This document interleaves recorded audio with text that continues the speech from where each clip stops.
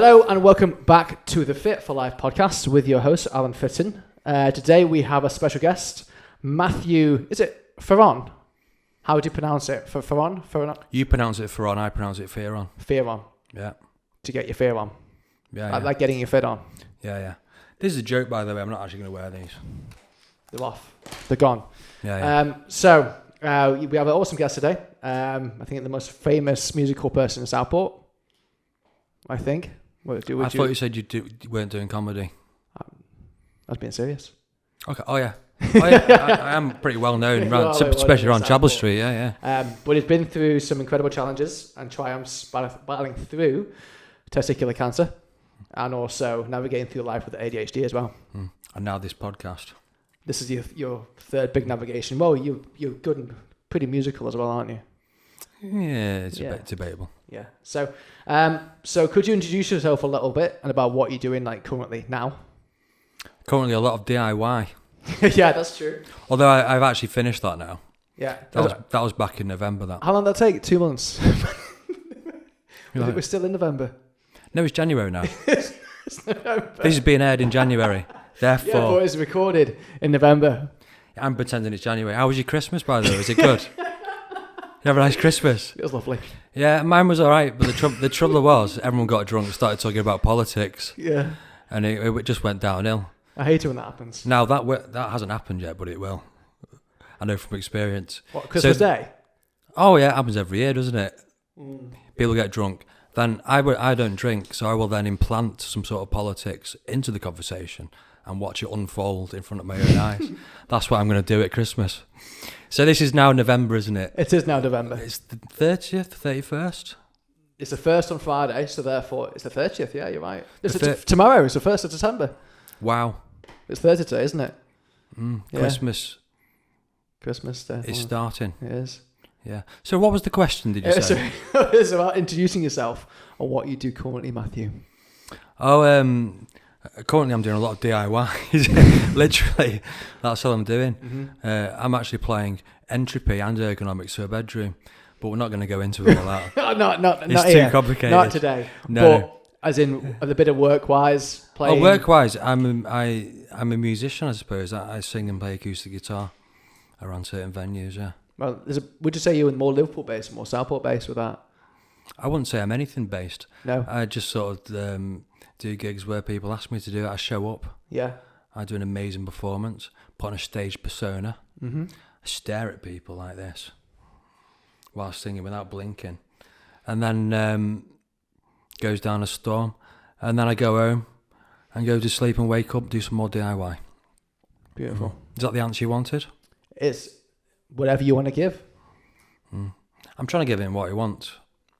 No, about what I want is what you want to give, mate. Oh, yeah. Okay. Sarcasm and parody. Yeah. Go on. You've been through something pretty massive, which it's good to obviously talk about and get knowledge on the subject. We're talking about testicles. We're going to be talking about your balls. Ball. Yeah. I used to have two. Yeah. Now I've only got one. Yeah. And the first thing I'll say about having a ball removed is the leg room is amazing. Chafing. There's none of that. You know, obviously, navigating through life is difficult enough, but having two balls is tough, isn't it? There's not if you felt the feeling when they're not together. Yeah. I never have that problem. No, they never twist. There's nothing to knock. No.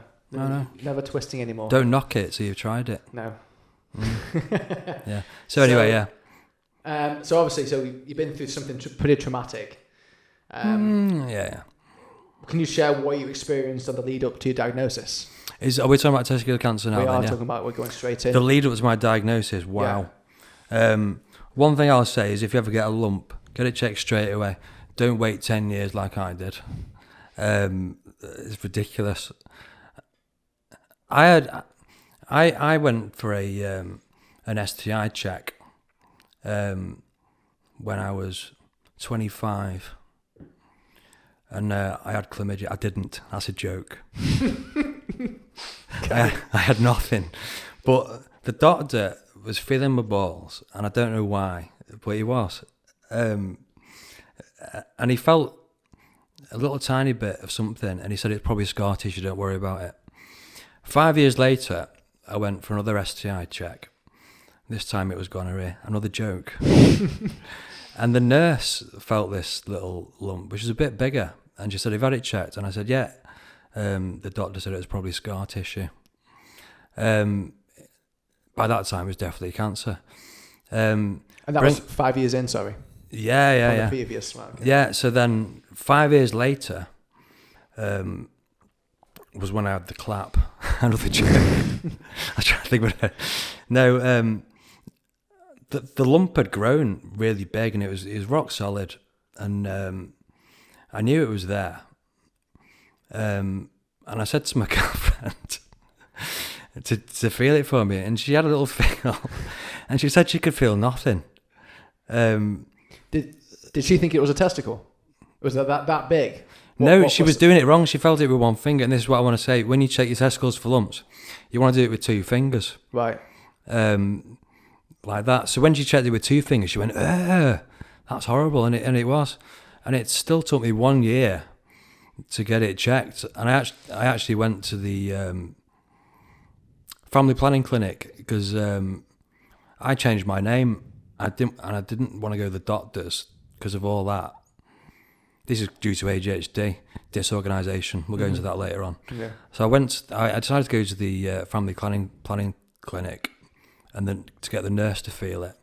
And she got me an appointment at St. Mark's within 10 minutes. If you're from Southport, you know that's a miracle.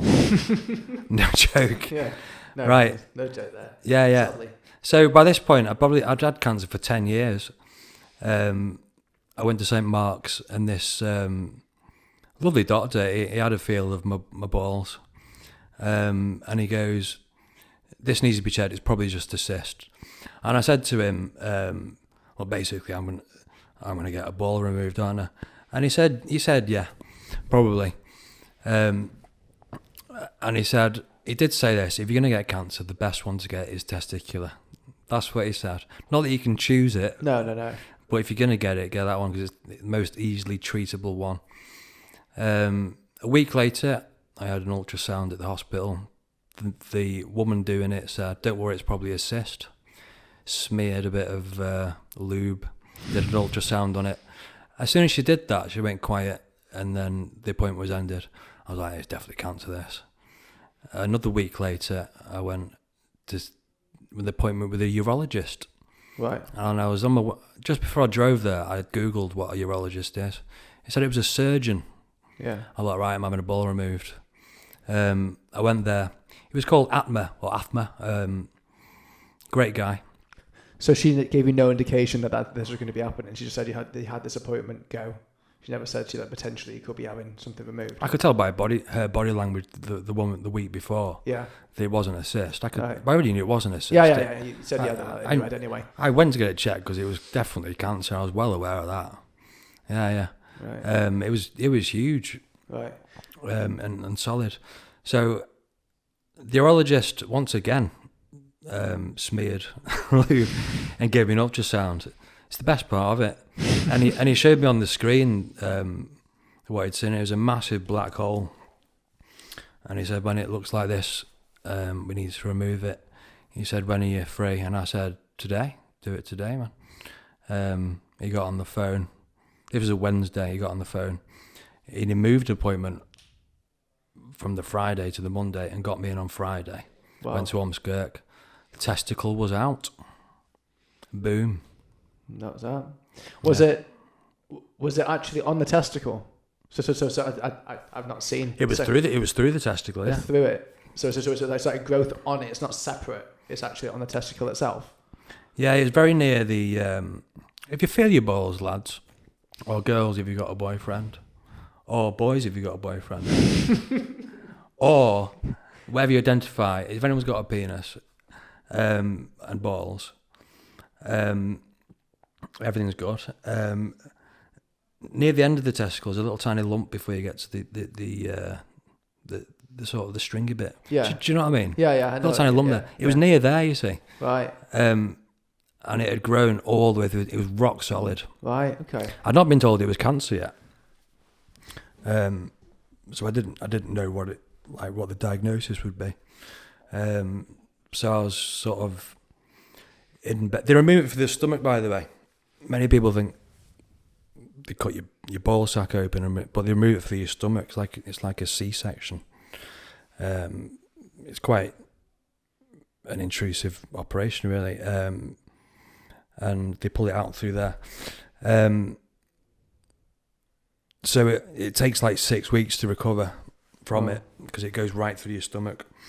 So I was in bed for like 3 weeks before they called me in, and in those 3 weeks I was thinking, I was doing my research. I thought, what's the chances of survival here? I've had it for 10 years. What's going on? And I thought could be stage 4 this, which means gone to the brain. And the reason I thought that was because I'm nuts. And I thought this could be why I'm nuts. Yeah. So this could be stage 4. This could be quite serious. So I sort of accepted that I may die from it. Wow. And that made me quite happy. Not because I was going to die, but it's like, if you're going to die, choose to be happy or miserable. I chose to be miserable and make life for everyone around me even worse. Now I just chose happiness. Yeah. Like that. So I was dead happy through all this because, and then I got called in and they said it was stage 1, stage 0. I jumped for joy. I jumped for joy. After 10 years as well. I jumped for joy and they were very confused. They just told me I had cancer and I'm there going, yes! Yeah. But with that, to say you had cancer, but it's stage 0 to 1. So it's stage 1, stage 0. So each stage has different stages in it. Stage 0 means it's not even entered your blood. So my body calcified it. Oh, great. Okay. It calcified it and never entered the bloodstream. Right. Very, very lucky. Very, very lucky. Mm-hmm. So don't do what I did. Get it checked out straight away. How did you? So you said you choose to be happy through the process. Did you have any negative thoughts throughout the whole time? Any negative thoughts, worries? No. You were just. What was there to worry about? Well, it's you can. What's the point in worrying? It's like, what's the next step? If I've got cancer, what's the next step? Yeah. And then you go, right, well, what's the next step after that? Is it chemo? What's the next step? I didn't need chemo. But if I did need it, I'd be like, well, it's time to do chemo. And then what's the next step after that? One step at a time, innit? Yeah. If you don't know what's coming next, what's the point in worrying? You can just drive yourself mad, couldn't you? But I don't worry about anything. No. Not even about this podcast. Well, there's more intimidating things in life than coming to sit and talk with me in a room with some cameras and mics on you. Like me. So how did you approach and cope with the treatment process afterwards? So obviously you went in, you had the operation, you were bedbound for 3 weeks. Was that 3 weeks of literally? It was actually 6. It was so it was more 6 weeks. 6 weeks. But I'll tell you what, on day 2, when I was in bed, and this is not the story I told you. Is it different to what you told me? It's different to what I told you. Yeah. I was given advice not to do something, and I did it on the first day. But you have told me this. I'm not going to talk about that. You can share that if you want to share that. I'm not particularly bothered. Oh, my mum might be watching. Oh yeah, okay. Maybe we can track that in. But let me just say, they informed me that I couldn't ejaculate for 2 weeks after the operation. So you can work out what happened on the first night. When you tell me not to do something, I do it. It's always happened. But anyway, on day 2, I was meant to be resting. I was walking around Chapel Street in a dressing gown and slippers, shuffling around Chapel Street. Shut up. No joke. I went for a walk around Chapel Street in slippers and a dressing gown, and I sat in... Day 2? Yeah. I sat in Costa and sat next to some strangers. And they go, why are you in a dressing gown? Why are you shuffling around in slippers? I said, I've just had one of my balls removed. You know what I'm like? I met you. I think I met Asana Stew in Nero's once and just started chatting to you, didn't I? Yeah, I think the first time we met, I think it was Chapel Street potentially. And you pretty much within the first few minutes of talking, you introduced yourself, say that you had one ball. So would you say that was like a coping strategy for post? I'm one ball Matthew. Nice to meet you. Well, I thought since I've got, can I run? What are these here? There's raw protein, wasn't it? I don't need any protein. Sorry about that. It's my narcissism comes out when the cameras are on. So what was the question again? So how you? Oh yeah, shame. I thought if I got one ball, one of the issues I might come across is shame. How would I counteract that? And I just told everyone around me, start telling me ball jokes. Start doing it. Why would you think there'd be shame? Having one ball. Yeah. Many men feel shame having one ball. Did you? Well, I thought it's possible I might do, but if I start normalising and just telling everyone I've got one ball all the time, it counteract that. If anything, they will feel uncomfortable. Yeah. Why is he telling me he's got one ball? Yeah. But then I can bring in the cancer thing and just check that people do check the balls. Yeah, that's true. Did you check your balls, Alan? I do. That's what I said a minute ago. Every 3 or 4 weeks is what I said to you. And that's about right. Do you do it with 2 fingers? Because if you don't, you should roll it after a warm shower. After a warm shower is best. Yeah. Okay. And if you feel any lumps and you need a second opinion, just give us a call, mate. For you, not the doctor. Yeah. Yeah. Yeah. Sound. Yeah. Cheers, mate. Next question. Look at that. Hey? Yeah, so it was to counteract shame. Yeah, that's why I tell everyone I've got one ball. Yeah. And it's also to open up the conversation about testicular cancer, because it is the easiest cancer to cure. 98% survival rate after 5 years. Really? And it's been 5 years now. It's been 5 years now? For me, yeah. Wow. Well, just had my last blood test, yeah. Yeah. Not had the final all clear, but I've got the all clear. Yeah. Yeah. Good. No probs. Awesome, man. It wasn't even that traumatic, that. I mean, going through your stomach, though, for that, you must have had you just complications afterwards. Do you swear then? Did I? Did you say fuck that? No, I don't think so. All right. Can you swear on this podcast? You can swear on this podcast, yeah. I thought you said fuck that. No, I didn't say fuck through your that. stomach, you went fuck that. Pardon? I thought you said through your stomach, fuck that. Oh, I did? Yeah, you're right. Right, got through it. Your stomach, fuck that. Yeah. Why fuck that? Because, not fuck that, but just, I mean, what I'm saying there is that is intrusive AF. That must have been discomfort afterwards for... Well, it's not as bad as dying from cancer. Well, of course not. No. So it depends how you look at it. Complications afterwards, were there? Was it... How Other complications, like, do I have side effects from the operation? Yeah. Well, I do have side effects from the operation, and if I listened to the doctors about that 2-week thing, I probably wouldn't have the same complications they have now. So, for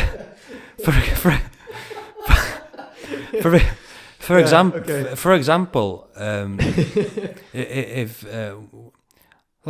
apart from that Korean guy, we all have a number 2, don't we? Mm. You know the Korean guy I'm on about, the dictator. Oh, okay. Yeah, he doesn't have a number 2, does he? Doesn't he? Well, that's what he says. Yeah. Right. Okay. Yeah.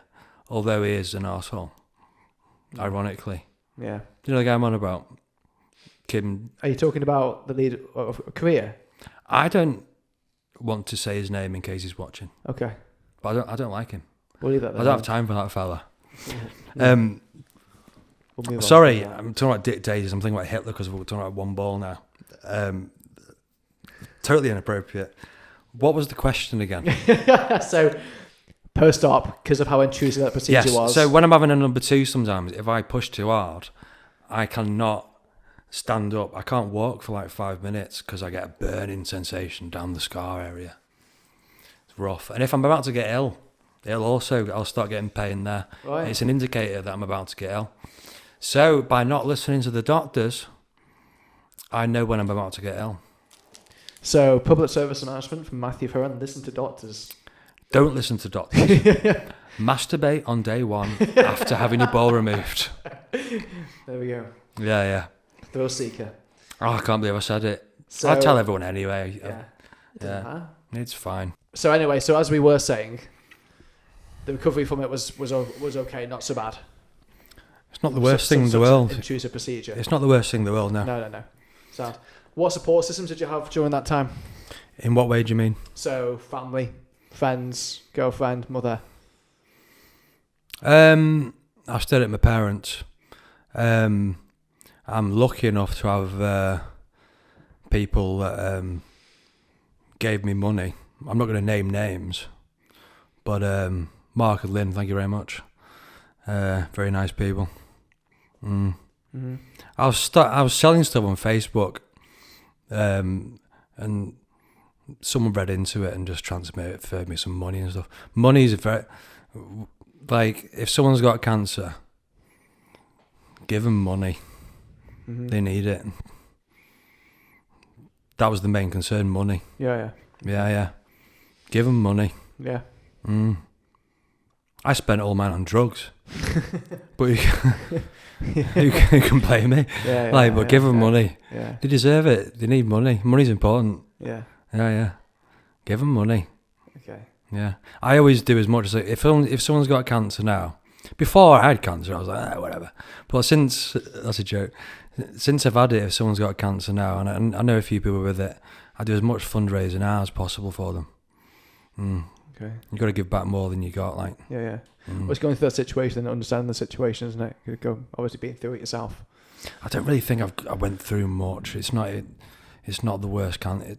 I wouldn't even say I didn't even go through chemo. I don't even consider myself. It didn't even feel like I had cancer.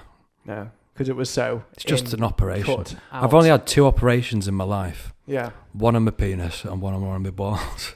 No joke. Yeah.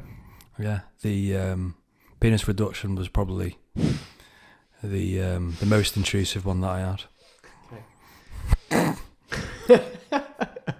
Anyway, so testicular cancer can have like physical, emotional impacts. Yeah, it depends who you are. Depends on your perspective. Yeah. Yeah. Did you have any unexpected challenges? In what way?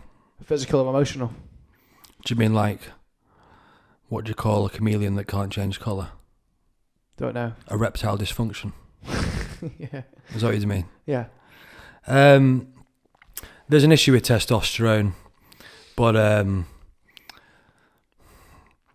when you've got cancer, the NHS red carpet treatment all the way. Mm-hmm.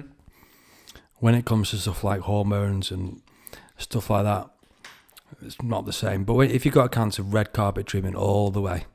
It's absolutely amazing. NHS are absolutely amazing. Did you say any mental challenges? Mm-hmm. No. Okay. 0. Have I told you there was? In the past? Well, there we go. No. I got away with that one then. For now. Yeah. So what about translating that to do with your ADHD? How would I translate it? So you may say now, obviously, because it took you so long to go and get that initial checkup. Oh yeah, that was certainly the disorganisation aspect of it. But then we've got to go into what is ADHD in the first place, which is a very, very misunderstood thing, because ADHD, what does it stand for? That attention deficit hyperactivity disorder. The only thing accurate about that is the D, the disorder. The rest of it is a stupid name. Yeah, it's definitely disorder. Your whole life is disorder and chaos. Do you want me to go through the 3 things that I know about ADHD that many people don't? Is that what you want? Not right now. Why not? Because we're coming to it. Oh, you're coming to it? Is that question? We're coming to it. But as I just said, I just want to see any struggles within that at the moment. As opposed to the cancer. Yeah. Apart from getting diagnosed far too late and being, because if you've got ADHD, you're more likely to die from stuff like cancer and stuff by not going to get checked up soon enough. That is one of the risk factors. Yeah. Mm-hmm. You're more likely to die sooner from not looking after yourself and getting checked up on stuff. Okay. Which is exactly what almost happened to me. Just very, very lucky. Yeah. I'm ungrateful though. I don't care. Yeah. Not bothered. And so now, obviously, you're hopefully you're going to be having the all clear 5 years straight now. Without a doubt, yeah. No problem. And what's life now, post cancer surgery gone? What's life like? Yeah. Do you have any like worries about coming back, grabbing the other testicle, any other issues? No worries at all. No. Zero. I'm going to die from something one day. Yeah. I'm not going to worry about it. I don't know what it is yet. Yeah. Can you tell what it is yet? No. Roll Ferris, sorry. Okay. Cool. So now we are shifting to ADHD. So let's talk about. So I think you first of all continue from the discussion from where we were a minute ago. There are 3 things you wanted to hop into. Yeah. And then we'll hop into how you were diagnosed. Yeah. So ADHD, you may have been told it's something, but it's chronic disorganisation from when you're a child. Time blindness, as in you can't think ahead. And apart from working memory problems, there's another thing.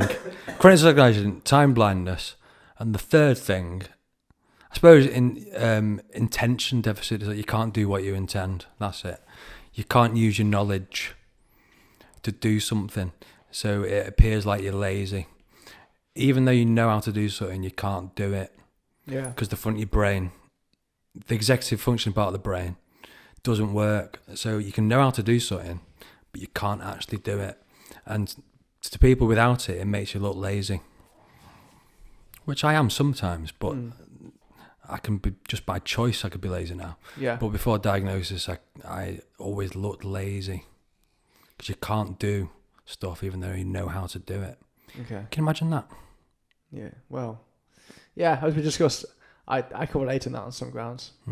Maybe you have mild ADHD. Maybe. I don't think I don't think I'll be on the cuff at all, but I can relate to knowing how to do something or needing to do something and just not wanting to do it or putting it off. It's not that not wanting to do it. I suppose if you've got ADHD, you certainly don't want to do something because you know you won't be able to do it. Even no matter how hard you try, you'll never do it. Even though you know how to do it. It's very bizarre. Interesting that you said that you think everyone has a different take on it. Do you want to jump into that a little bit? Do you know other people that have got ADHD that what they experience is completely different to you? Or is it always similarities? Oh no, it ruins your life. The whole life, looking back, is completely ruined. Like, no joke. Why is that funny? it's just very extreme. No, it ruins your life. It's the most serious psychiatric disorder outside of an in-house, what do you call it? Without needing in-house care. Yeah. Like it's more serious than depression, anxiety. I mean, those will come along with it as well. But it's also the most treatable disorder. So I've had the most treatable cancer and I've got the most treatable psychiatric disorder as well. So very, very lucky that I've got the best cancer and the best mental illness. So how old were you when you were diagnosed with ADHD? I was diagnosed, I think I was 33. And I worked it out myself. I didn't think it was real, ADHD. Yeah. I thought it was made up. And at the time, it wasn't recognised in adults in the UK. Yeah. On the NHS. So I worked it out, and I can't remember how I worked it out. Oh yeah. I was self-medicating with stimulants, and my life was getting better. As in, I was working better on stimulants than without. And then people would say, give them up. I'd give them up, and then my life would fall apart again. Right. And I was like, okay. And then I looked a bit more into ADHD, and I thought, it does sound a lot like me, that the symptoms and the way it ruins your life. Yeah. I forgot what we're talking about. This is ADHD. This is ADHD. Yeah. So it's talking about when you got diagnosed and going through the diagnosing process, how long that took. So I decided not to go the NHS route. I went private, and I found Dr. Humphreys in Harley Street. Highly recommended. Dr. Humphrey's amazing. Harley Street in London. That's where people go to get like breasts and stuff. Have you heard of Harley Street? I have heard of. If you want to get like breast implants or anything, it's where the rich people go to get like stuff done. It's a street full of like private doctors. Okay. I got an appointment within a week. I sold my Bose PA system.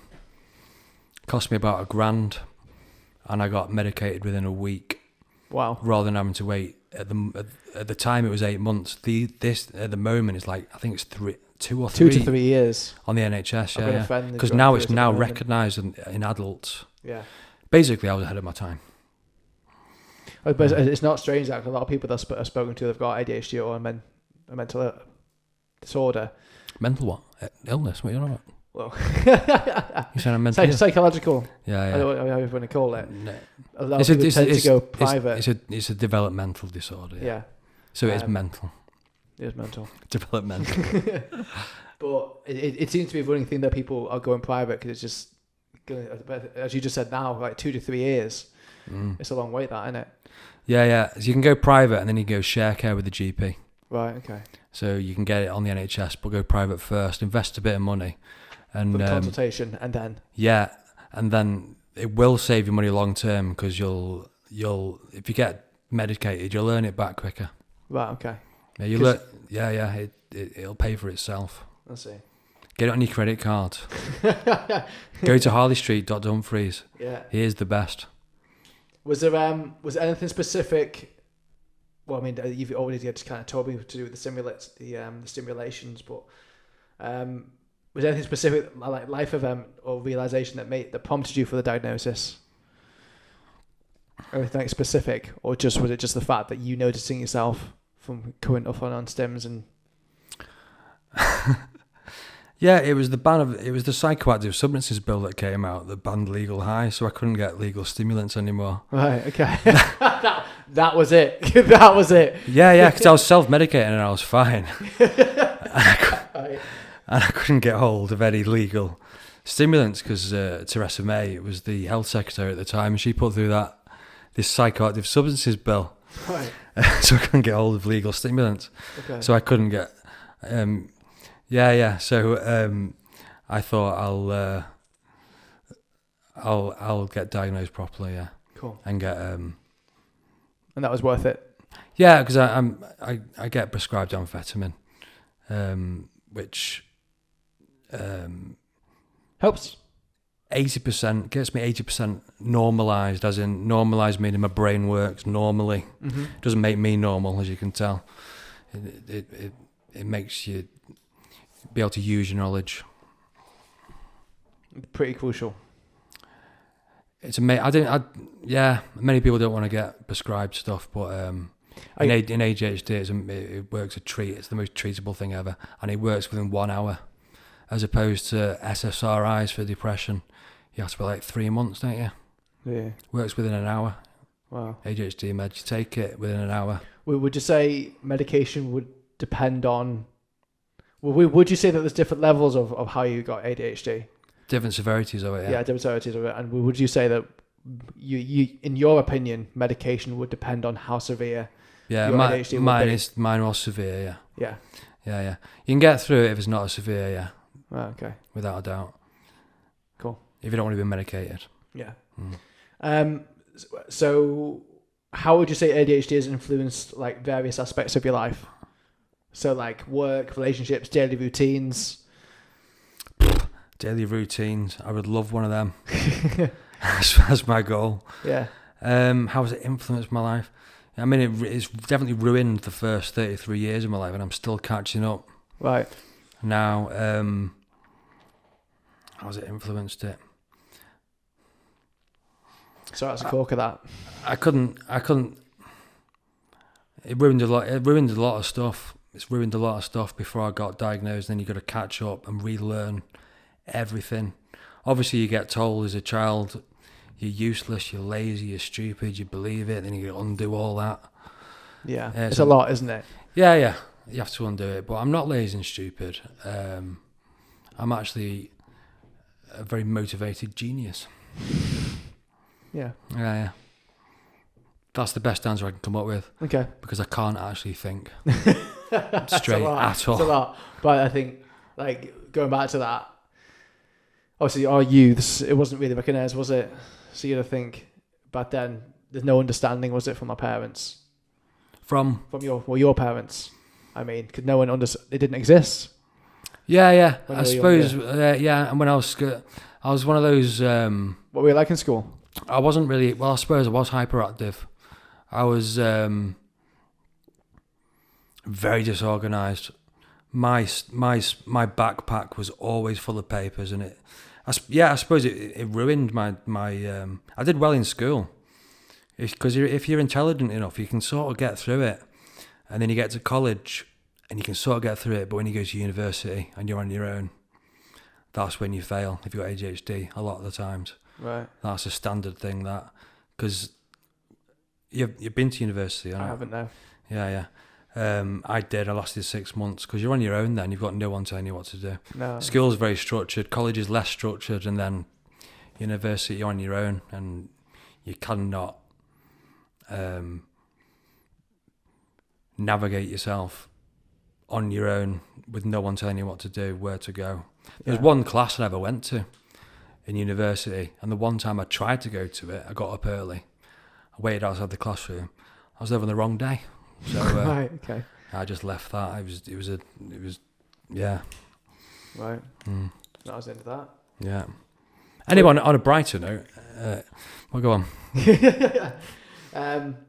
What did you do at university?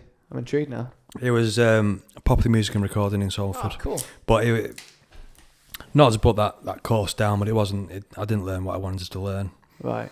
I learned most things on my own. Okay. So managing ADHD now involves a lot of I guess it involves like a combination of strategies.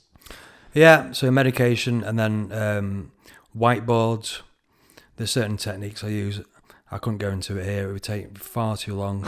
You've got to place things in certain places. So you've got to put like stuff in a place you'll need it at the time you need it. Does that make any sense to you at all? Yeah. Otherwise you'll forget stuff. If you go to a gym, which I don't, you always want to put a spare gym kit in the boot of your car, because you'll forget something. Mm-hmm. And it causes havoc. So let me just try and think of some of the things that I'd do. I've got a tile on my keys. I've got the keys with me. I put them somewhere. There's a tile anyway. I put them. Yeah. I can't remember where I put them. Yeah. I have a tile, and on my phone, I've got a tile app. Ring my car keys. That saves me like 2 hours a day. Really? Because I just never find my keys. I just put them somewhere. I don't know where they are. Yeah. But I just rings my keys. That's one amazing strategy. You've just got to externalise executive functioning, and that is a massive subject to go into. Watch, if you're interested, watch Russell Barkley, 30 Essential Ideas for Parents on YouTube. Mm-hmm. That'll teach you everything you need to know. It's a long lecture, but that'll teach you everything you everything that I know. I watched that maybe 20 times. Really? Yeah. Nice. And then applying it to myself. Good. Very good, mate. Yeah. Very depressing so far, isn't it? We've gone proper downhill now. But my life's great. I'm doing really well. Yeah. Once you know what you're doing, it takes a long time. A lot of you have to understand the disorder and learn how to manage it on a daily basis. You can't have a day off. No. You're going to manage it on a daily basis. Cold showers, brilliant. Otherwise, your life falls apart. That's as simple as that. Yeah. It does. It really does. So, facing both physical and mental health challenges requires resilience. Okay. Can you share moments of personal growth and strength that has emerged from your journey so far? No. End podcast there. We're done. We're going home. Fuck it. Done. Ask me that question again. Are we actually live now again? You're live now, yeah. Yeah. Yeah. Ask me that question We'll go again. for the second time. Don't cut it though. Keep that in. Oh, I will. Yeah. Don't you worry about that. So facing both physical and mental challenges requires, requires resilience. Can you share moments of personal growth and strength that has emerged from your journey? Personal growth and strength that has emerged from my journey. I said it's a deep one. I gave you a warning. Can I share any not one minute, like every single week there's something that gives me personal growth. If suffering. Yeah. Is that what we're going into? Suffering? Not suffering, but just sharing the growth and strength that you've kind of... You get growth through suffering. Yeah. But I often choose to go through suffering to get strength, like cold showers, ice baths. Blinking challenges. That's not very difficult for me. I've got a strange ability not to blink. My record being 40 minutes so far. But that's a weird thing. Personal growth. Most people with ADHD are extremely stubborn. Not stubborn, but they try really hard anyway. Any moments of personal growth? I can't share any with you now because it's a lifetime of consistent challenges and consistent growth, I guess. Yeah, and learning from it and going, right, how do I solve that? And just looking at it objectively, solving it. Yeah. And then moving on. But it's a constant struggle and eventually you get through it. I'm not all the way through it yet, but I'm certainly close to it, yeah. As far as I know. Cool. Unless anything comes up, which it will.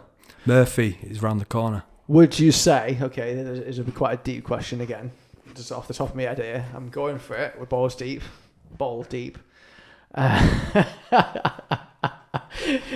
Humour. Would you say that you use humour as a front? No, I do laugh at the absurdity of self. It's not as a front. I'm very self-aware of my own darkness, and I do laugh at that. It's definitely not a front. I definitely laugh at the absurdity of self. So my humour, like at gigs and stuff on stage, the things I say are all true. They're very dark, but I also make them very funny at the same time. So it's definitely not a front. It's definitely a coping strategy. No, I genuinely find dark things amusing. But I suppose a dark humour comes from people who've been through dark times anyway. Anyone who's been through a rough time will have a dark sense of humour. Do you have a dark sense of humour by any chance? I do at times. Yeah. Yeah. And probably because you've been through some challenges, haven't you? Yeah. Yeah. So you can... Is that a front? You're putting it on me? Yeah. No. Exactly. I don't broadcast it. As in the humour or the... Correct, yeah. Oh, yeah. So I will use a persona as humour, but I do it to try and make people laugh at darkness. Right. Yeah. As a way to sort of reveal it to themselves. Okay. Does that make sense? It does make sense, because I think it's important to face your own darkness. Yeah. Yeah. So I like to reveal it, make people laugh at stuff that's inappropriate. Being different. Well, Joe, going back to the ADHD good old one. Yeah. Obviously, we know you're quite active on Facebook Lives and stuff like that.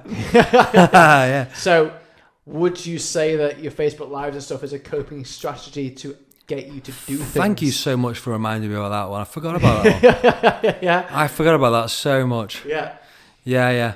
So, because I see them and I can read a little bit through the door, and that's what I think is occurring. Thank you so much for reminding me. I forgot about that completely. I've been doing a lot of DIY, doing the bedroom and stuff, and I Facebook Live the most mundane jobs ever. I call it Matt's Daily DIY, don't I? You do? Yeah. And I basically, when the Facebook Live, the camera's on me and I'm doing a task, I've no choice but to complete the task. I can't go off and do something else. It's almost as if I've got because people are watching. It's like a way of keeping myself accountable for it. Yeah. That's what I do. Some people say it's for attention or for validation. And the last person that said that to me seriously got instantly blocked. Because they said it seriously. Yeah. Right, okay. That was and they started... As an attack? Or... Yeah. I don't want to name Jay Irving by name. I'm nothing against the fella. I do like him. I've texted him since and stuff. But he's still blocked. But that comes down to a lack of understanding, though, doesn't it? I don't know. I guess personally, I think it was projection. Yeah. I think he wants attention and validation, but that's my own opinion. Also, fact. It's not lack of understanding at all. No, because I've told him exactly the reason. He just didn't believe it. Right. But yeah, if I Facebook Live something, I will definitely do a task. I will also make it more amusing. Yeah. And talk to the camera and say inappropriate things. And people enjoy watching it, even though it's the most mundane show ever, Matt's Daily DIY. It's ridiculous what I do on there. But brilliant. Have you ever... What's your favourite episode? Do you remember any of them? I really did enjoy The Radiator. That was fantastic. Which episode of The Radiator? The one where I actually did the plumbing, or the one where it... Because there was 3 episodes of that. Yeah, I failed 3 times. I think it was the first one I tuned in on. When you're trying to... I think you put the pipe in and then tried to put it onto the wall. And I was watching, I was just thinking, this is going dreadfully wrong. I put the pipe... Did I put the new pipes in? No, this was before that. Oh, got This is when you try to line it up and get it on the wall afterwards. And you try to... I was just sat there like, oh my God, but it was great. If it's a job worth doing, it's worth doing badly than not at all. Yeah. Do it badly once, and then you go, right, I've done it. It didn't work. Yeah. Try it again. It didn't work. And I thought, right, I'm gonna have to learn how to fit new pipes. And you did it. And new fittings and new radiator. Yeah, I did it. It's fucking awesome. I'm not going to argue with you. It was pretty great. I did plumb a radiator with new pipes. Push fit fittings. Look them up. Yeah. But because they come with that first one. I don't think I saw the second, but I saw the third. To when it was like you put the new pipe in, and I was like, look, they look really good. Yeah, and I did that live without knowing what I was doing, and no leaks. It works fine. Couldn't believe it. That's good. I'm going to first about that. And I painted it, as you know, Be My Mermaid. Your that colour, Be My Mermaid. That weird pinky, like purpley. It's weird colour. Yeah, it's very calming though. I love it. But it's cool. But that's almost like it's you controlling your ADHD with the coping strategy to make sure you get shit done, which is I think it's awesome. Yeah, really the cool. Facebook Live is a coping strategy. Yeah. Without that, I would not have been able to do the room. It kept me amused. I went mad in some of those episodes. I filmed myself going mad. And I set them to be deleted after 30 days, so a lot of those things have gone now forever. Oh, good. Yeah, I don't like to keep anything that on record.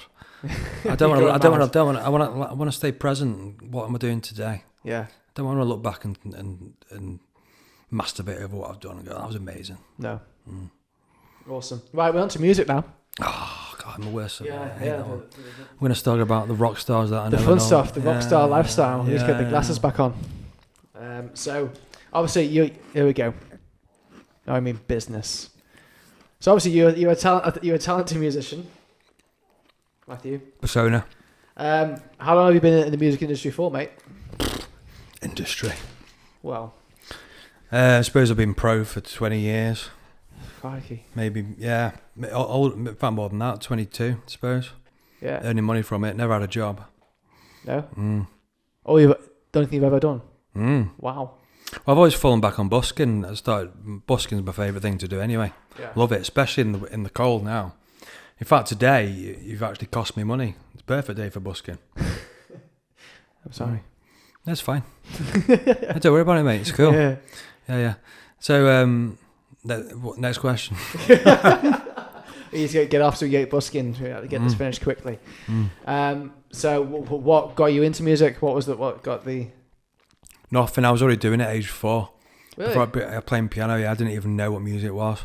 Was that from your parents getting you lessons, or was that just from They used to teach the organ, and because ADHD and stuff, I just wanted to get on the organ just to annoy them and stuff. But I just picked it up really quick, really quick. Yeah. So you can still play piano now? Yeah. I did grade 8, then diploma level. Oh wow. So but then I just got bored of it. But yeah, I can still play piano now. Yeah. And what age did you pick up the guitar? 10, maybe 9. With lessons, or was that just what you started doing yourself? I went to Trevor Jones. You know Trevor Jones? Yeah. Yeah. All right. Do you know Trevor Jones? Yeah. I know of, Yeah. not personally. Shout out to Trevor Jones. Yeah. He's a good guy. Yeah. How long was it? Even for a long time? In fact, I went to a guy before him, but then I went to Trevor Jones. I can't remember how long I went to him for, but that's all. I used to have lessons from. Do you know Alan Barkley? As in Big Al. As in, I don't know if Big Al. As in Guitar player. As it. Is it Alan Barkley? It's Alan. Do you mean the bass player? Yeah. Does he play bass? Pardon? Does he play bass? No, I played guitar. He plays guitar. Alan Barkley. I'm sure it's Alan. Was it Alan? Oh yeah. Sorry, yeah, of course. You mean? He used to be in. He was in the Soundgarden. He helps a little bit in the Soundgarden here and there. Are you talking about Roger's father-in-law? Roger Latham's. Oh, and they're asking me too many questions. I would not know that. Like, He used to play a lot of acoustic with his fingernails. An older gentleman. Yes. Big correct. Al. Is that Big Al? I've been on tour with Big Al. Have you? Yeah, with Popsy Williams, the Barry White guy. We've been to. I think you got a YouTube video with him on it. Yeah, certainly. Yes.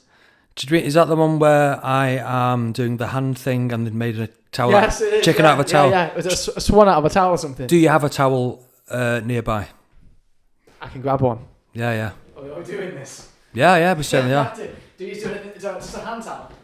Yeah, tea towel would be great, yeah. Now, whilst he's gone, he's probably going to cut this bit, but he's not going to. But yeah, I'm just going to show you this chicken out of a towel. When I used to go on tour back in the day, when I used to leave the hotel room, I used to get the duvet and make a swan out of the duvet. Here we are. Towel. Yeah. I've seen this on his YouTube channel. This is when I was like maybe 17, 18, something like that. So you won't be able to really see what I'm doing unless there's another camera angle, but I will now make a chicken out of a towel. Shall I stand up and do this? I can move the camera. No, it's fine. I'll stand up and do it for you. I feel like I need to get the Offspring on intermission song. This is a roast chicken, by the way. Dum dum dum dum dum dum dum. Here we go. When I saw this, I watched it on your channel. I was like, "That's pretty cool." That I did thoroughly enjoy it. That's the video where there's that guy throwing up and eating his own sick at the end. Did you see that? I don't think I saw that bit. But I saw Alan sat at the table and you were going round. I was like, there's Al. No, he's a good guy. Yeah. He taught me for a good 6-7 years. Did he really? Yeah. Taught my dad as well. Yeah. Here we go. Just pull out the giblets down. The giblets. Yeah. After watching it, I half wanted to try it myself, to be fair. This podcast is now called Making a Roast Chicken Out of a Tea Towel. I don't think I've done this very well. I'll be honest with you, I haven't done this for years. No. One sec. There you go.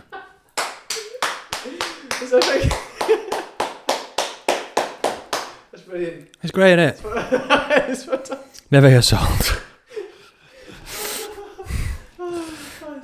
No. Yeah, that was a long time ago, that. That's brilliant.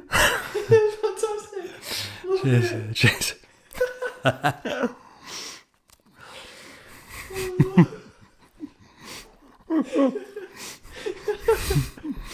I'm gone. You've gone. I'm gone. Yeah, keep this in.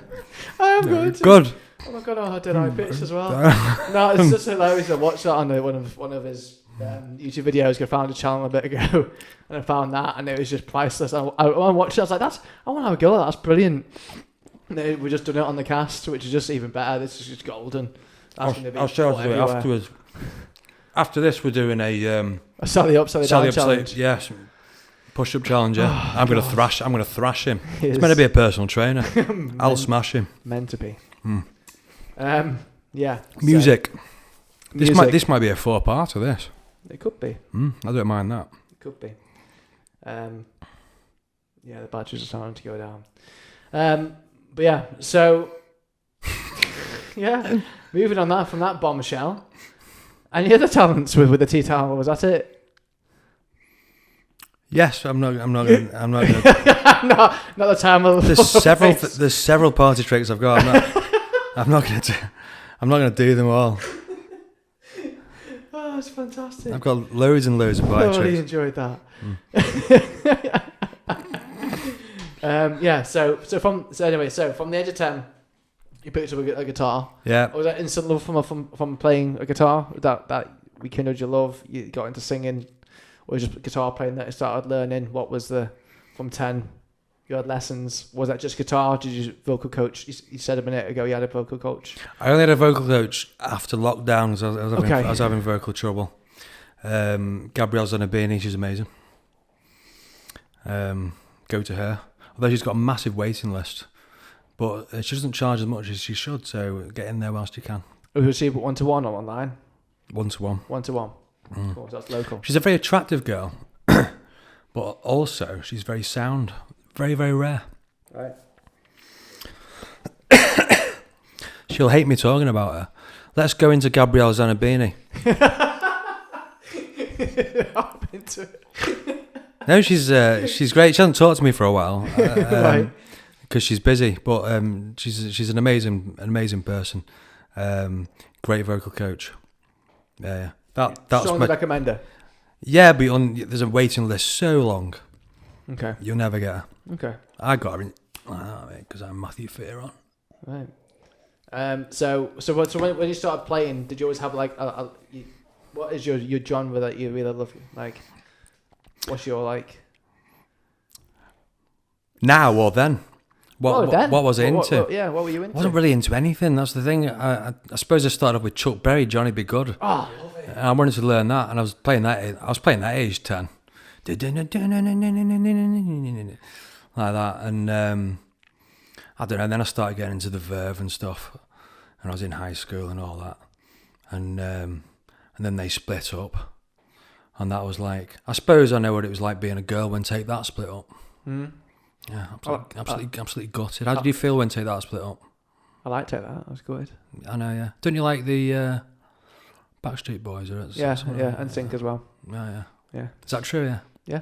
I've got it. Did you tell me that last time, or did I? I think I told you that last time. I've got an NSYNC t-shirt upstairs. Yeah. I'm fine. Absolutely fine. He likes Nickelback as well, by the way. Yeah, I like everything, mate. I'm multicultural. I like all music. Yeah. Michael Bublé comes out this time of year out of his cave, doesn't he? Because we are in December, not January, when this has been released. Yeah. Maybe even February. Yeah, but I love like the Eagles, as I said to you. Rolling Stones, Queen, bit of Frank Sinatra, Matthew Fearon, bit of Wham. I like it. I like everything. Matthew Fearon, yeah, loves him. Yeah, loves a bit of Matthew Fearon as well. Good. Bit of Soon to Be Called Rainbow, I love that. And So you had no particular genre you were going to first of all, and you just started dabbling. Yeah, I got bored of piano, and then I only started singing probably age 14. I was absolutely rubbish. I was never good at singing. That's probably why I went into it. Right. Would you say you got better at it because of practice? Practice makes perfect. I wouldn't say practice. Just I never practiced. Busking age 17, and then just got better from that. Yeah. Voice started getting better and better. It's probably starting on declining now. I don't really know. No, I've got a lot of vocal rasp going on, which is it's great for rock. Yeah, it's pretty cool, but it's very jealous of that. I wish if I had any voice, I'd love like a rocky, like raspy voice. Yeah, but it's like the one I put on's fake, and I can teach you how to do it. It's called false vocal fold distortion. Right. I learned it from a guy called Tony Linker. He's from Germany. Shout out to Tony. Oh. Okay. So what's your preferred genre now to play? Oh, I don't have one. Because if I'm covering songs, I love doing Dirty Dinah by Michael Jackson. But what genre was that? Pop. Yeah, but I'm doing it in my style. In your style? Yeah, so I don't doing really, your own interpretation. I don't really know what my genre is. Right. At all. So there is no genre? I've never thought about it. No. I never think about music till I'm performing. Yeah. And then even then I don't think about it. Okay. Yeah. Lucky. It's weird. Right. So music. So obviously you've done some performing over the years. What's where you heading to now? Like, you do a bit of songwriting. You've been doing something with a female artist. You've done some work with. You've had someone quite big in a song, haven't you? That you've recently kind of finished off. That you sent across to me, which was epic. Do you want to kind of open up about that realm after you finish chomping? No idea what you're talking about, mate. Bar? No idea what you're talking about. Yeah, Nick McCabe from The Verve, that was it. Just to people in That's epic. Yeah, to people in the indie world, as a guitarist, he's an alien from outer space. But he's not. He's very down to earth. Just a very creative, amazing guitarist. Yeah, so I wrote this song years ago called Soon to Be Called Rainbow.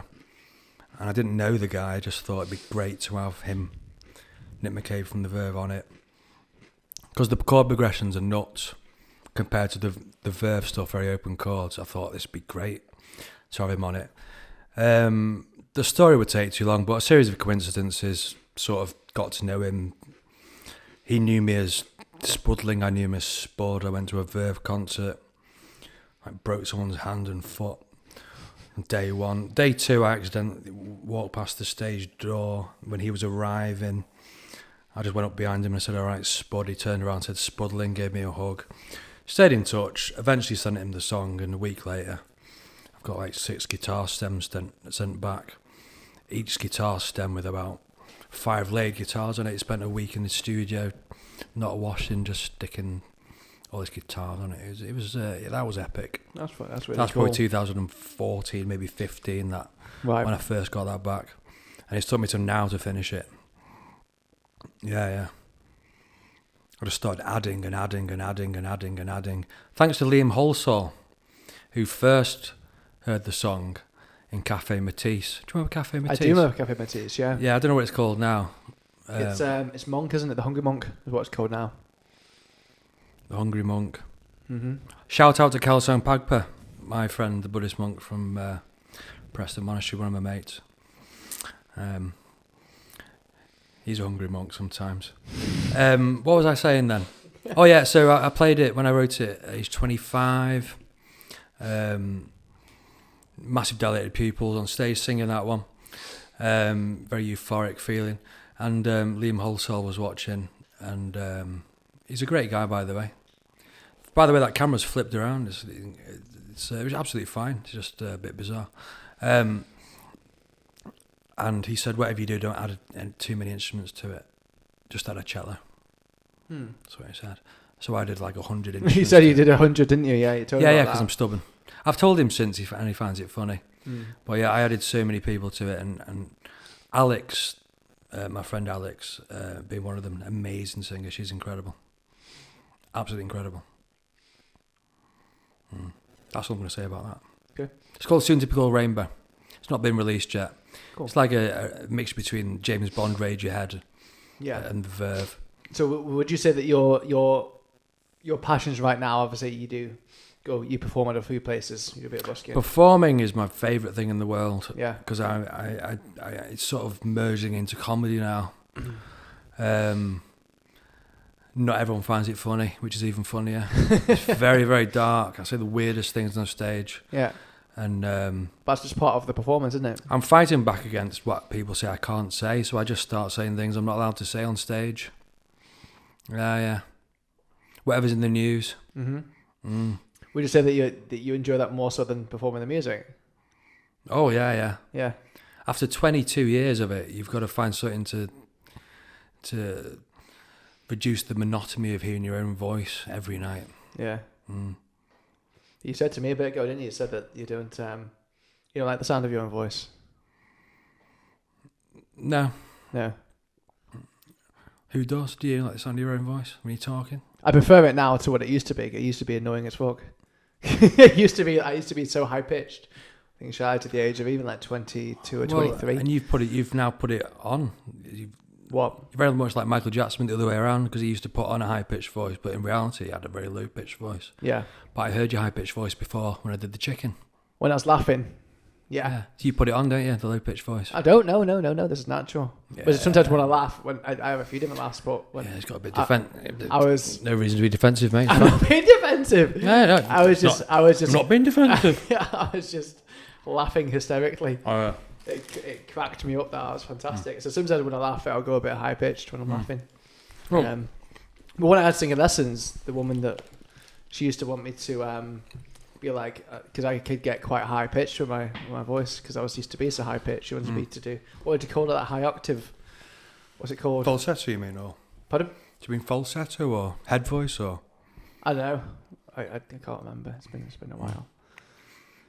But she wanted me to be like doing opera, like which I wasn't really into. Alto, soprano. Yeah, that sounds about right. So I'm walking in the air, like that. Aled Jones. Yeah, exactly that voice. She got excited that I could go with that high pitch. Well, we're back on to testicular cancer, the castrata. Yeah, you ever heard of that? No. Back in the day, before women were allowed to sing in choirs and stuff, they used to castrate the males to keep the voices high. Really? Yeah. That's exactly what happened to Michael Jackson, but chemical castration. That's why his singing voice stayed high when he was older. I did not know that. Yeah. Not many people do, but there we go. Right. Anyway. Right. back onto the music. Back onto the music. Yeah. So you're loving your performing.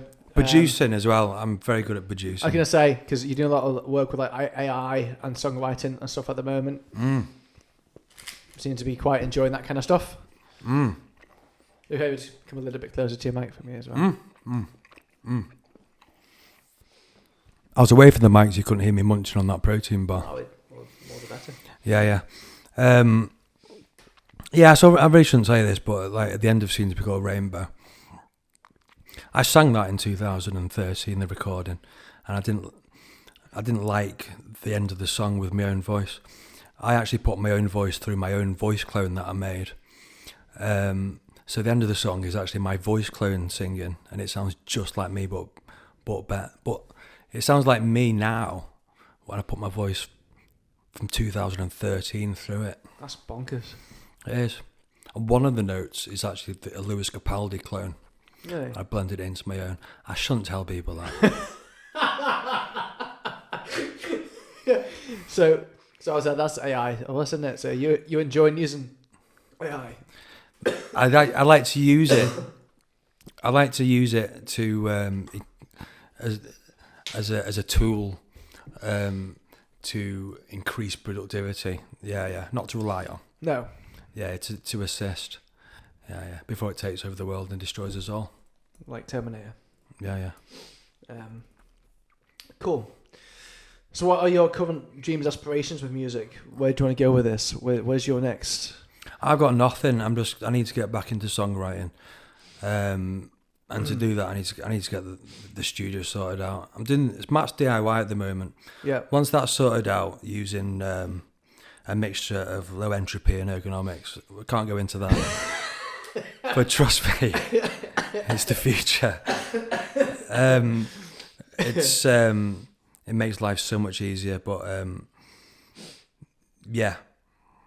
I've got a lot of life experience now. When I used to write songs, I had no life experience whatsoever.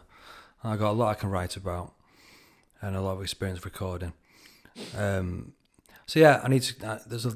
I've got a covers album I need to finish off that people donated to at the start of lockdown. That's years late. I need to finish that off. I need to get my own songs recorded, get my act together, and get an album done. Yeah. Thing with ADHD, it's very difficult to finish a task, and when you get off task, to go back to it's even harder. Right. So you need to get to a position where, look, I'm recording, nothing's going to interfere with it. Yeah. Right now, if I started recording, something would interfere with it. Right. There's stuff getting in the way I need to sort out first, yeah. I was in sort them out. Just like that? Yeah, I was in batter people. Yeah. Sounds good. Yeah, I'm being sarcastic, but I'm also being very serious. No. So, it all sounds good. So any other hobbies, interests apart from Matt's DIY and obviously music and producing and potting protein bars on chickens. we can say it's a tea towel. It's a roast chicken. It's a roast chicken. Any other interest? I mean, I love doing. I love ice baths. I love doing Wim Hof breathing, as you've seen. Yeah, I have. Along as breath hold being, I think, 7 minutes 42 or something, which is ridiculous. Wim Hof push-ups. You ever heard? Did I tell you about them? Which? Wim Hof push-ups. Wim Hof push-ups. No, you're not telling me about them. Yeah, so you do the deep breathing. Yeah. Then you breathe out with no air in the lungs, and you bash out as many push-ups as possible. You did mention this actually. Yeah. Yeah, I've done 60 of them. Which is nuts, isn't it? Yeah, you're quite good at that breathing. That being able to hold your breath for a long period of time. I'm not very good at holding my breath at all. You could probably do it as well as me. Really? Yeah, it's not difficult. Right. Yeah. You don't just do a 7-minute breath hold. It's rounds. And round after round, you get a longer breath hold. Right, okay. I can do it after this. Okay. Yeah. So anything else? Or the main things that got your interest at the moment? I can't think of anything apart from Matt's daily DIY, low entropy and ergonomics. That's literally it right now. That's it right now. That's what. Yeah. There's nothing in my mind apart from that. Okay. But I've got Hey, but you also said that you don't listen to music either. Correct. At all. Not even the Verve. No. There's no point. The mystery's gone now because Nick McCabe to me is no longer some sort of untouchable figure. He's just like a normal guy. Which is great. Yeah. Yeah, it's nice, but yeah, it's just when you're listening, working with music and listening, it just doesn't work. Many people don't understand it at all. They just don't understand why I don't listen to music, especially musicians. They think I'm having them on. I think a lot of people become a musician because they listen to music first, enjoy it, and then want to become a musician. Yeah. I was age 4. I was playing music before I even got into music. So I'm just a musician. Okay. I'm very weird. Have you noticed? You're different.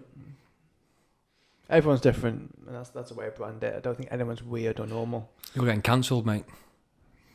Getting cancelled? I'm offended. Yeah. Okay. No, there's nothing else. Music-wise, I can't think of anything. No. I am doing a covers album, and a lot of the proceeds are going to raise money for a testicular cancer charity called Baggy Trousers. Cool. And I've got an original album to finish because Soon to Be Called Rainbow is not on an album. That's the song with Nick McCabe from the Verve on it, and my friend Alex Verhey. She's incredible, best singer I've ever heard.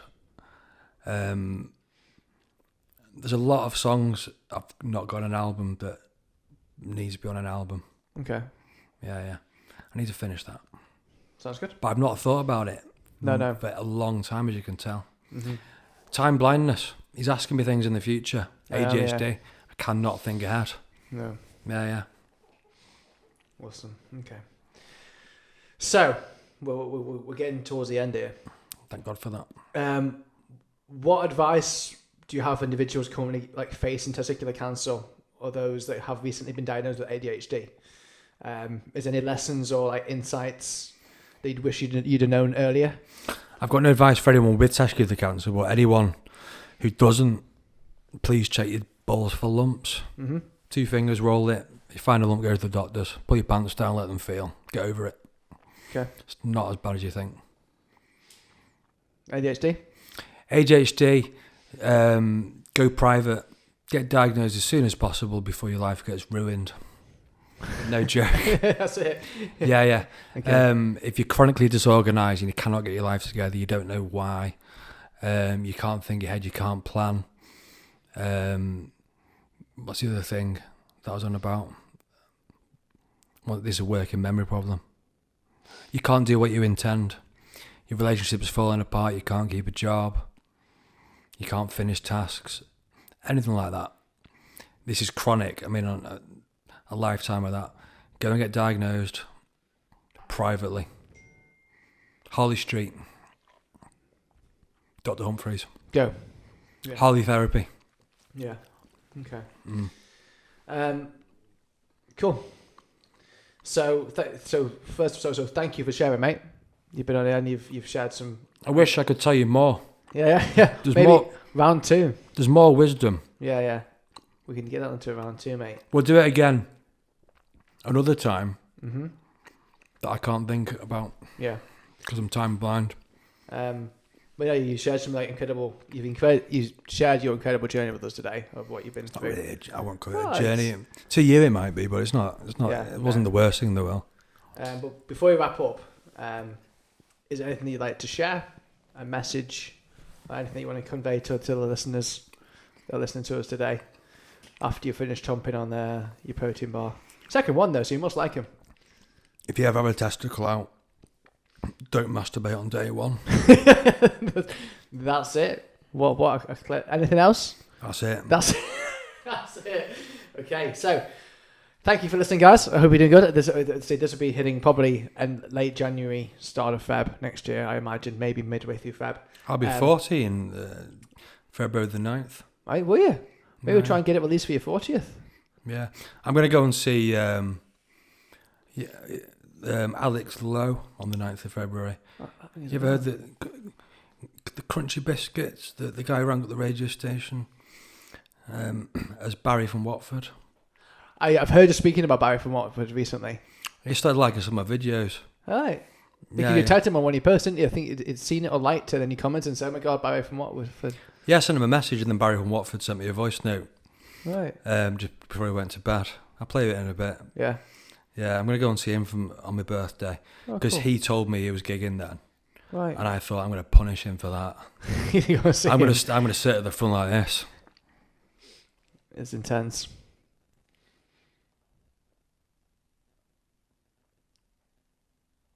For the whole concert. Without laughing, yeah. Right, here you go. Quite intense. Sounds good, mate. But yeah, anyway, thank you for coming today. Appreciate your time, mate. It's been awesome. It's only 0.4 miles away, mate. Yeah. So you're around the corner. Yeah. You're around the corner now. So if anyone wants to listen to your stuff or find you or talk to you or anything, where would they find you, mate? Very, very difficult.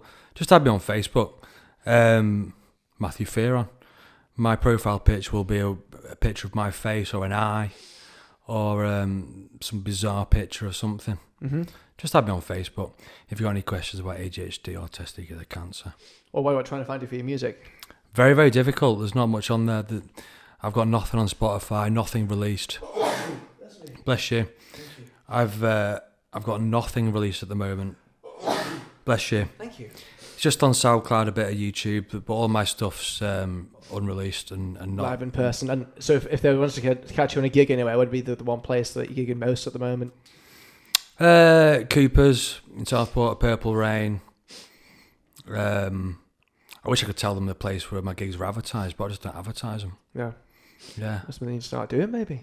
ADHD. Yeah, I've got my steady DIY is the main thing at the moment. Yeah. And then I'll start getting more organised. Awesome. Right. Yeah. Well, that's it. Thank you for listening, guys. That's all right. Thank you again, Matthew. We'll see about a second part soon. A few more chats and a few more tea-towel animals will be very amusing. Next time I might do a tune. Oh, mate. Why not? Oh, yeah. We have guitars here, actually. I'm supporting Xander and the Peace Pirates actually on December 16th in Keepers, but you'll miss that, and it's already sold out. Yeah. Have you heard of Xander and the Peace Pirates? No, but I like the t-shirt. Keith Sander's got one hand. No, way. He's got a hook. Plays Does he guitar with a actually? hook. Yeah. Bloody hell. He's one of my mates. Christ. Yeah, I'll show you him in a minute. Yeah, awesome. Right, anyway, we're wrapping up. Thank you for listening, guys. Usual, we'll give the cast a rating on Spotify and all the rest of it. You know, you're listening anyway. Thank you for listening, guys, and I'll catch you guys on the next one soon. Take it easy. Peace out.